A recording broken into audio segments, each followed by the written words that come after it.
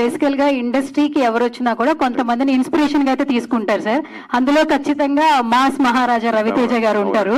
So మీరు almost మేనలుడు కాబట్టి మేనమామ గారి నుంచి యాజ్ అన్ యాక్టర్ గా ఏ క్వాలిటీ మీరు పిక్ చేసుకుంటారు? సో మావయ్యని నేను చిన్నప్పటి నుంచి చూస్తున్నాను, షూటింగ్లకి వెళ్తూ ఉండేవాడిని.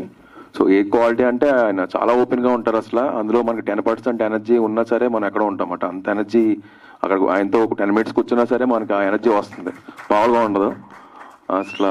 సో నేను అయితే చెప్పాను మావయ్యకి మూవీ చేస్తానని. ఓకే, ఆల్ ది బెస్ట్ అన్నాడు మావయ్య.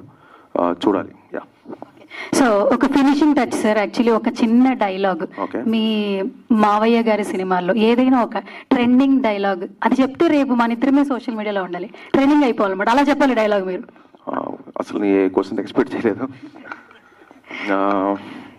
చెప్దాం, నేను లాస్ట్ లో చెప్దాం. అంటే లాస్ట్ పంచ్ మీరు ఇస్తారా సార్? లాస్ట్ లో మనం ఇచ్చేద్దాం. మీరు ఇస్తారైతే ఇచ్చేద్దాం, అంతేనా?